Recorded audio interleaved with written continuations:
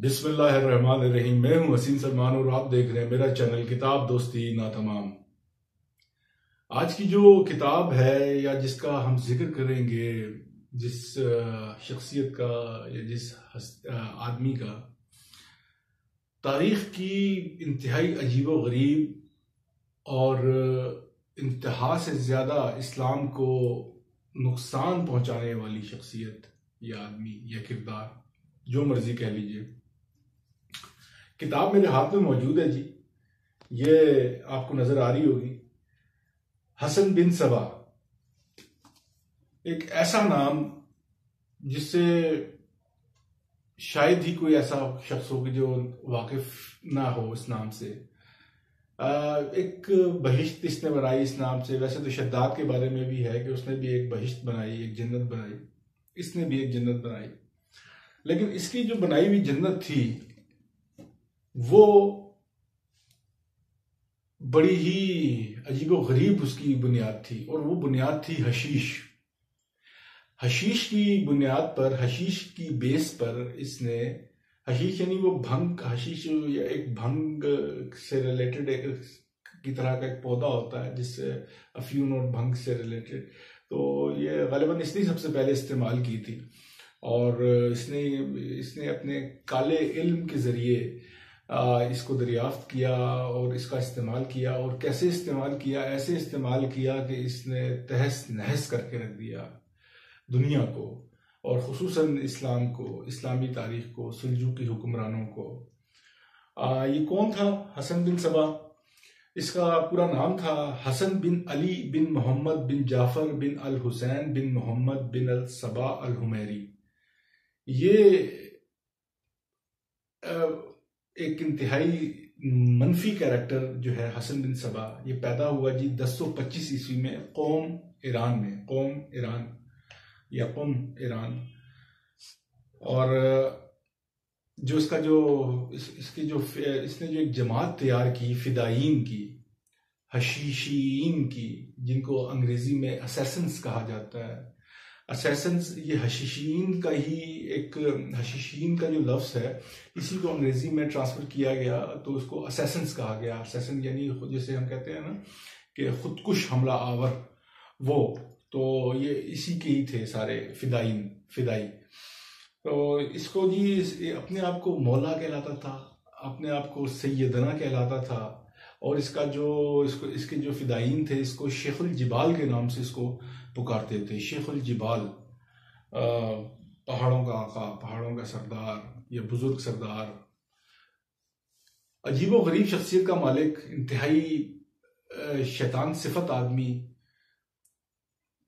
इसके साथ दो लोग और थे जो इसके दोस्त थे, लेकिन वो इंतहाई नेक नाम, और तारीख में भी उनका नाम भी तारीख में बड़े ही सुनहरे अल्फाज में लिखा जाता है। इतनी बड़ी दिलचस्प सूरत हाल है कि तीन दोस्त, जिनके दो के नाम हसन बिन सबा, एक का नाम हसन, एक का नाम दो का नाम हसन और एक का नाम उमर। हसन बिन सबा के नाम से मशहूर होने वाला ये हसन बिन सबा जिसने ये जन्नत बनाई और फिदायीन की जमात तैयार की।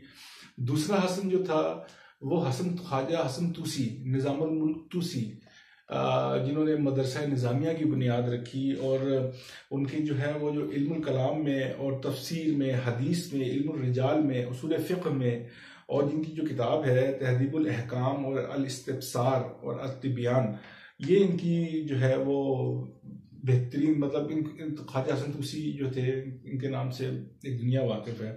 और दूसरे जो थे उमर खय्याम, जो रियाजी दान थे, माहिर फलकियात थे, फिलोसफर थे, और उनकी जो रुबाइयात हैं वो तो मशहूर ही हैं शायरी के हवाले से।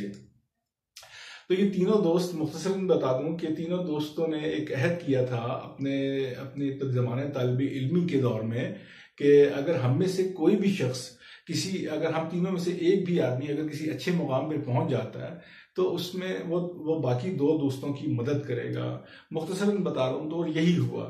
ख्वाजा हसन तूसी जो है वो वजीर आजम बन गए सुल्जूकी, सुल्तान मलिक शाह के, जो सुल्जूकी से हुक्मरान थे। तो हसन तूसी ये उमर खयाम भी इनके पास गए मदद लेने के लिए। तो उमर खयाम की इन्होंने बड़ी पजीराई की और उमर खयाम को इन्होंने कुछ सोना वगैरह कुछ माल वगैरह दे के वो चले गए और उन्होंने जाहिर है अपना एक लेबॉर्ट्री कायम की और बड़ा काम किया उमर खयाम ने। उसके बाद ये अजीबुल खलकत इंसान, अजीब गरीब मतलब एक शैतान सिफत इंसान जो है, ये भी आया हसन बिन सबा ख्वाजा हसन तूसी के पास। और ख्वाजा हसन तूसी ने इसकी भी पजीराई की अपना दोस्त समझ के। और लेकिन हैरत की बात है कि इन्होंने इस गलत इंसान ने ख्वाजा हसन तूसी की जड़ें काटना शुरू कर दी। खैर वो एक लंबा किस्सा है। खैर वो वहाँ से निकल गया, उनको निकाल दिया गया दरबार से। और फिर इसने अपनी एक जमात बनाई और ख्वाजा हसन तूसी जैसी शख्स को इसने अपने फिदायीन से ही कत्ल करवाया। आप मान सकते हैं। इसने जो इसका जो तरीका वारदात था वो ये था, इसके पास कोई बहुत बड़ी फौज नहीं थी, इसके पास चंद लोग ही थे। चंद लोगों से मुराद मतलब कितनी कोई बड़ी कोई फौज नहीं थी। लेकिन इसका जो तरीका वारदात था वो ये था कि ये जो अपने फिदायीन से ये बड़े बड़े जो लोग होते थे उनको कत्ल करवाता था। और हैरत की बात है कि अपने किसी भी फिदाई को ये कहता, सिर्फ हुक्म देता कि बस उसको हुक्म देता कि ये कर दो तो कर दो। उसको मिसाल के तौर पर किसी अपने फिदाई को ये कहता कि अपने गले पे हाथ रख के खंजर रख के उसको गले को अपने गले को ही काट डालो, तो वो बिला चूनो चरा वो ये काम कर देता था। और वो ये नारा लगाता है शेख अल जिबाल के नाम पर। और वो अपने आप को या किसी को कहता कि इस पहाड़ी से सर के बल नीचे छलांग लगा दो, तो वो कर लेता है। यानी ऐसे उसने ऐसी ब्रेन स्ट्रॉमिंग और ऐसी ब्रेन वॉशिंग की हुई थी अपने, और खाली उस हशीश की बेस पे। और वो जो जन्नत उसने एक फर्जी बनाई हुई थी, वो क्या करता था कि जन्नत का एक नज़ारा दिखा के जन्नत में किसी को अपनी जो मतलब एक खुद साख्ता जन्नत जो उसने तख्लीक की हुई थी, उसमें वो एक हसीन और जमील लड़कियां भी रखी होती थी। और मतलब उसका माहौल ऐसा बनाया होता था कि जो एक दफ़ा वहाँ चला जाता वो दोबारा वहीं पे जाने की आरजू करता रहता। तो बहरहाल तो वो उसने अपने ऐसे ऐसे फिदाइन तैयार किए हुए थे। सलाहुद्दीन अयूबी रहमतुल्लाह अलैह सिर्फ वाहिद वो शख्सियत है गालिबन कि जिनको 4 दफ़ा इसने कत्ल करने का अपने फिदाइन से इसने वो करवाया, लेकिन कामयाब नहीं हो सका। बहरहाल इसने जो अपना जो ठिकाना बनाया हुआ था वो भी बड़ी ज़बरदस्त जगह पे, वो है जी अलमूत का किला अलामूत। अलामूत कहते हैं पर्शियन जुबान में बाज के घोंसले को, ईगल्स नेस्ट को। और ये अलामूत का किला भी जो है इसने ऐसे इतना शातिर और ऐसा खबीस, माजरत मेरी जुबान मैंने ये सख्त लफ्ज इस्तेमाल किया, ऐसी शातराना उसने सोच के उसने वो किला अपनी वो लिया हुआ था अपना ऐसी जगह पे कि जहाँ पे उसको फतह करना नामुमकिनात में से था। और यही हुआ कि सल्जूकियों ने एड़ी चोटी का जोर लगा दिया और दूसरों ने एड़ी चोटी का जोर लगा दिया। इसको फतह कोई नहीं कर सका इसके दौर में। बारह वो फिर एक अलग कहानी है कि 1256 ईस्वी में हलाकू खान ने जब ये मर चुका था हसन बिन सबा, तब उसको फतह किया था हलाकू ने 1256 में। लेकिन मुसलमानों में उस वक्त तक कोई नहीं था ऐसा कि जो इसको फतह कर पाता, क्योंकि उस किले की जो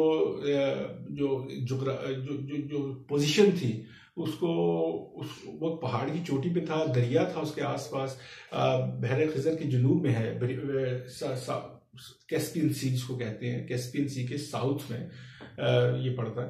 तो इसके यहाँ किला अलामूत, तो ये नहीं फतह हो सका। अजीबो गरीब शख्सियत थे, अजीबो गरीब क्या क्या शख्सियात गुजरी हैं, मतलब ये कि जिन्होंने ऐसी जो है वो तारीख़ इंसानी पे अनमिट नकूश छोड़े हैं, मनफी या मुस्बत, उस बहस में पड़े बगैर। मैं उम्मीद करता हूँ कि ये आज की जो छोटी सी हसन बिन सबा एक बहुत बड़ा कैरेक्टर था। इसकी जो हिप्नोटिज्म की बातें, हिप्नोटिज्म की इसमें जो सलाहियत थी या जादूगरी की, और ऐसी इसकी शख्सियत, मकनातीसी शख्सियत थी, शैतानी, ले उसके साथ साथ ये कहूँगा ज़रूर मैं, इसके बावजूद इसने जो है वो कोई कसर नहीं छोड़ी तबाही और बर्बादी लाने के लिए। मुख्तसरन मैंने बयान कर दी है। अगर आपको इसकी डिटेल्स भी चाहिए हों तो मुझसे इनबॉक्स में मुझे प्लीज़ कीजिएगा, बट इनबॉक्स में मुझे मैसेज कीजिएगा, मैं इसका जवाब दूंगा। इनायतुल्लाह साहब की लिखी हुई किताब जो है फिरदौस इब्लीस, अगर आप हसन बिन सबा के ऊपर पढ़ना चाहें और तो ये आप ज़रूर पढ़िएगा। इनायतुल्लाह साहब की लिखी हुई फिरदौस इब्लीस के नाम से बहुत खूबसूरत, बड़े आसान और सीधे सीधे पैराए में लिखी हुई किताब, मज़ा आता है पढ़ के, ज़रूर पढ़िएगा। मुझे दीजिए जी इजाज़त आज की इस किताब के साथ। इंशाल्लाह अगले किसी किताब की जायज़े के साथ इंशाल्लाह आपके साथ मिलूंगा। तब तक लिए दीजिए इजाज़त। अस्सलामु अलैकुम व रहमतुल्लाहि व बरकातुहू।